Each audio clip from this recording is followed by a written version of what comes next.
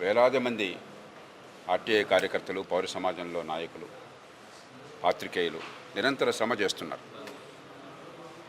ఒక సంక్లిష్టమైన వ్యవస్థలో సమాచారం రాబడ్డం అంటే పళ్ళు డాక్టర్ దగ్గర పళ్ళు పీకించుకోవడం ఎంత కష్టమో, సమాచారం ఇవ్వడం అంత కష్టం ప్రభుత్వం ఉన్న వాళ్ళకి. ఏదో సొంత డబ్బు పోయినట్టుగా ఫీల్ అవుతారు.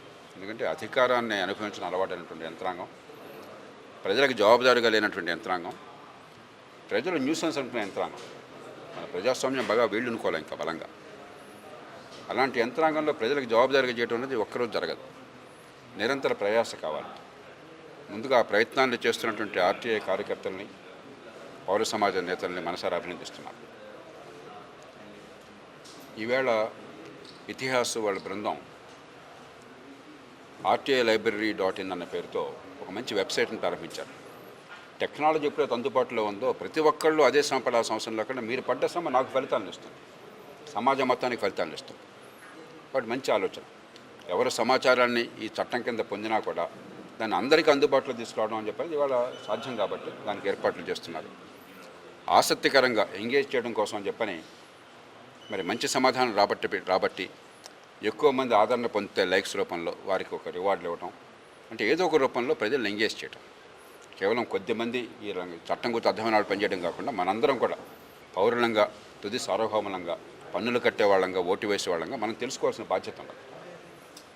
అందుకు మనసారా అభినందిస్తున్నాను. దీంతోపాటు సెక్షన్ 4 ప్రోయాక్టివ్ డిస్క్లోజర్స్, అంటే మనం అడగకుండా వాళ్ళు చెప్పాల్సిన బాధ్యత ఉన్నది. నేను ఈ మధ్య మా వాళ్ళని అడుగుతున్నాను, ఏమయ్యా కేబీఆర్ పార్క్ మీద ఏదో కన్స్ట్రక్షన్ వస్తుంది, ఏం చేస్తున్నారని. పూర్తిగా అవగాహన ఎవరికి రావట్లేదు. ఒక 1000-1100 కోట్లు ఖర్చు పెడుతున్నారట ఫ్లైఓవర్లు, అండర్ పాస్ రకరకాల కోసం అని చెప్పని. నిజంగా ఇది అవసరమా? ఈ డబ్బుతో ట్రాఫిక్ని బాగు చేయడం కోసం వేరే పనులు చేయవచ్చా మనకున్న పరిమితమైన వనరులతో? ఖరీదైన వాళ్ళు, నేను కూడా కేబీఆర్ పార్క్ వెళ్తాను కాబట్టి నాకు బాగానే ఉంటుంది. ఖరీదైన వాళ్ళు ఉన్నారు కాబట్టి వాళ్ళ కోసం ఖర్చు పెడుతున్నావా, సమాజం మొత్తానికి పనికొచ్చే ఫలితాలు వస్తున్నాయా? ఈ చర్చ సమాజంలో రావాలని చెప్పంటే సమాచారం అందాలి. నేను కూడా గూగుల్ చూసి ఈ ప్రాజెక్టులు ఏంటంటే వాళ్ళు రకరకాల ఏదో ఇస్తున్నారు. అలా కాదు, ప్రొయాక్టివ్ డిస్క్లోజర్లో ఏ ప్రాజెక్ట్ ఎందుకు పెడుతున్నారు, ప్రతిదాన్ని ఎంత కాస్ట్ అవుతుంది, ఎందుకు పెడుతున్నారు అది చెప్పే బాధ్యత ఉన్నది. చట్టం మాట చెప్తున్నది, దాన్ని విస్మరించారు. కాబట్టి మనమంతా కూడా ఈ ప్రొయాక్టివ్ డిస్క్లోజర్స్ కేవలం మనం అడిగితే సమాచారం అవడమే కాకుండా అడగకుండా పన్నులు కట్టిన వాళ్ళకి, ఓటు వేసిన వాళ్ళకి, ఈ ప్రజలకి, తుది సార్వభౌములకి సమాచారాన్ని ఈ ప్రాజెక్టుల విషయంలో కానీ, పరిపాలన విషయంలో కానీ అందించడం వారి బాధ్యత. అయినా కూడా చట్టాన్ని చాలా సందర్భాల్లో బేఖాతరు చేస్తున్నారు.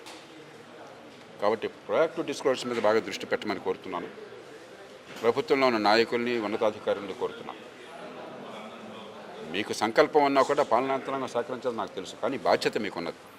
వారిని శాసించే బాధ్యత, ప్రజల కోసం సేవలు అందించే బాధ్యత. మా పన్నుల డబ్బులతో మాకేమవుతుందో తెలుసుకోకుండా పరిపాలన ఏమవుతుంది?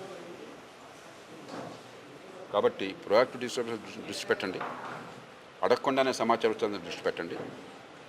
రెండోది, ప్రజలు నేను కోరుతోంది ఏంటంటే ప్రభుత్వాల విధాన నిర్ణయాల్లో దీర్ఘకాల ప్రయోజనాలు, స్వల్పకాలం కోరికలు, ఈ రెండింటికి మధ్య సమన్వయం చేయాలి.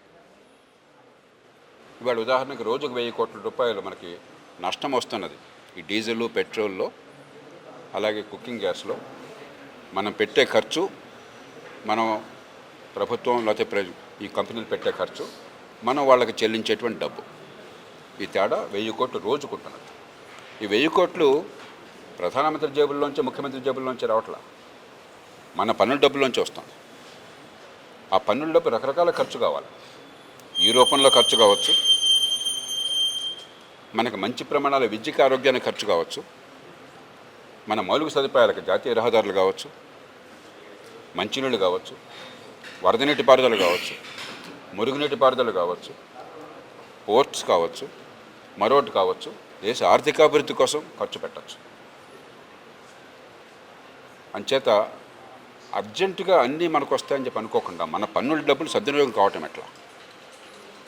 మన ఓటు వల్ల మన సంక్షేమాన్ని పెంచే ప్రయత్నం జరుగుతుందా, తాత్కాలికంగా వాళ్ళు ఓటు పొందాలి, అధికారం పొందాలన్న కోరికతో మన భవిష్యత్తును బలిపెడుతున్నారు? ఈ చర్చ కూడా ప్రజల్లోకి రావాలి. అది లేకపోతే ప్రజాస్వామ్యం బలహీనమవుతుంది. చైనా ఎందుకని వేగంగా ఎదుగుతోంది అంటే ఒక కారణం ఏమిటంటే అక్కడ వాళ్ళకి రేపు పొద్దున ఓటేసి దింపేస్తారన్న భయం లేదు కాబట్టి దీర్ఘకాల నిర్ణయాలు తీసుకోగలుగుతున్నారు. మనలాంటి దేశాల్లో రేపొద్దున ఏమవుతుందో ఆ ఓటు అనేది ఒక దేవతలాగా పూజిస్తున్నాం కాబట్టి ప్రజల సంక్షేమం కాకుండా ఇవాళ ఓటు ఎట్లా వస్తుంది ఏదో రకంగా దాని మీద దృష్టి పెడుతున్నాం. కాబట్టి ఓటు కావాలి, ప్రజాస్వామ్యంలో ప్రజల స్వేచ్ఛ కావాలి. కానీ ఆ ప్రజల స్వేచ్ఛ ఓటు రేపొద్దున భవిష్యత్తుకు అవరోధం కాకూడదు, మన పిల్లల బతుకులు నాశనం చేయకూడదు.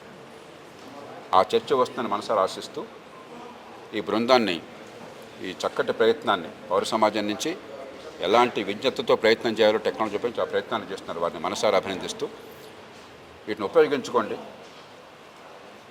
క్రియాశీల పౌరసత్వం లేకపోతే ఓటు వేసిన మాత్రం చేత ఫలితాలు రావు.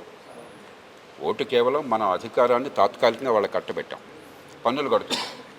ఆ అధికారం మనకు ఉపయోగపడాలంటే పన్నుల డబ్బు మనకు సద్వినియోగం కావాలి, మనకు సరైన సేవలు అందాలి అని చెప్పంటే నిరంతరం మన భాగస్వామ్యం కావాలి. దానిలో ఒక కీలకమైన భాగం ఈ పాలనా సమాచారం.